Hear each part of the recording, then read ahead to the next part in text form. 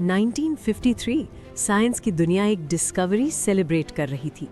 Human life का blueprint DNA finally decode हो चुका था। दो नाम दुनिया भर में फेमस हो गए, जेम्स वॉटसन और फ्रांसिस क्रिक। उन्हें नोबेल प्राइज मिला। हिस्ट्री बुक्स में उनका नाम लिख दिया गया। लेकिन एक सवाल आज भी हवा में घूमता है, अगर डीएनए की सबसे इम्पोर्टेंट तस्वीर किसी और ने ली थी तो उसका नाम हिस्ट्री में क्यों खो गया? उस साइंटिस्ट का नाम था रोज़लिंड फ्रैंकलिन। 1920 लंदन का एक एजुकेटेड परिवार, वहीं पैदा हुई रोज़लिंड फ्रैंकलिन। बचपन से ही उसे एक चीज फैसिनेट करती थी, साइंस। जब दूसरे बच्चे खेल रहे होते थे, रोज़लिंड माइक्रोस्कोप और एक्सपेरिमेंट्स में खो जाती थी। उसका एक सिंपल सा सपना था, दुनिया को समझना, और इसी सपने ने उसे पहुंचाया यूनिवर्सिटी ऑफ कैम्ब्रिज। लेकिन उस वक्त साइंस की दुनिया ज्यादातर मर्दों की थी, औरतों को अक्सर सीरियसली नहीं लिया जाता था। लेकिन रोज़लिंड को इस बात से कोई फर्क नहीं पड़ता था, उसके लिए साइंस ही सब कुछ था। 1950s साइंटिस्ट एक बड़ी मिस्ट्री सॉल्व करने की कोशिश कर रहे थे। डीएनए, जो हर इंसान के बॉडी का ब्लूप्रिंट है, वो एक्चुअली दिखता कैसा है? इसी सवाल के साथ रोज़लिंड पहुंची किंग्स कॉलेज लंदन। यहाँ वो एक स्पेशल टेक्निक में एक्सपर्ट थी, एक्सरे क्रिस्टलोग्राफी।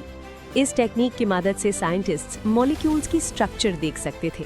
दिन रात एक्सपेरिमेंट्स, बार बार फेलियर्स, और फिर एक दिन माइक्रोस्कोप की स्क्रीन पर एक तस्वीर उभरी, इतनी क्लियर, इतनी परफेक्ट कि साइंस की दुनिया बदल सकती थी। उस तस्वीर का नाम था फोटो 51। फोटो 51 ने एक सीक्रेट रिवील किया।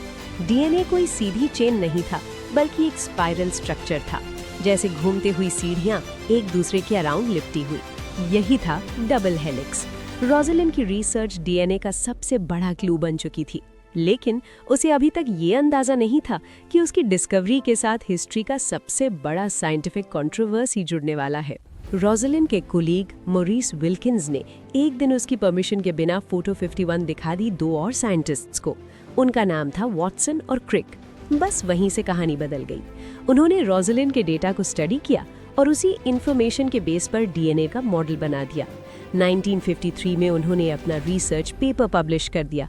साइंस वर्ल्ड सेलिब्रेट कर रहा था, डीएनए के स्ट्रक्चर फाइनली समझ आ गया था। लेकिन रोज़लिंड फ्रैंकलिन का नाम कहीं पीछे रह गया। रोज़लिंड फ्रैंकलिन की उम्र सिर्फ 37 साल थी जब कैंसर ने उसकी जिंदगी छीन ली। सिर्फ 4 साल बाद 1962 में नोबेल प्राइज दिया गया डीएनए डिस्कवरी के लिए। लेकिन नोबेल रूल्स के अकॉर्डिंग मरने के बाद अवार्ड नहीं दिया जा सकता, और इसलिए नोबेल प्राइज मिला वॉटसन, क्रिक और विल्किंस को। रोज़लिंड फ्रैंकलिन का नाम फिर से हिस्ट्री के पन्नों में गुम हो गया। लेकिन सच ज्यादा देर तक छुप नहीं सकता। आज दुनिया मानता है कि डीएनए डिस्कवरी की कहानी रोज़लिंड फ्रैंकलिन के बिना अधूरी है। वो सिर्फ एक साइंटिस्ट नहीं थी, वो एक रिमाइंडर थी कि कभी कभी हिस्ट्री सही लोगों को क्रेडिट देना भूल जाती है, लेकिन साइंस और सच कभी झूठ नहीं बोलते। अगर फोटो 51 नहीं होती तो शायद डीएनए का स्ट्रक्चर भी नहीं समझ आता, और अगर रोज़लिंड फ्रैंकलिन नहीं होती तो शायद बायोलॉजी की किताबें भी अलग होती। हिस्ट्री ने उसे देर से याद किया, लेकिन अब दुनिया जानती है कि डीएनए की असली हीरोइन कौन थी, रोज़लिंड फ्रैंकलिन।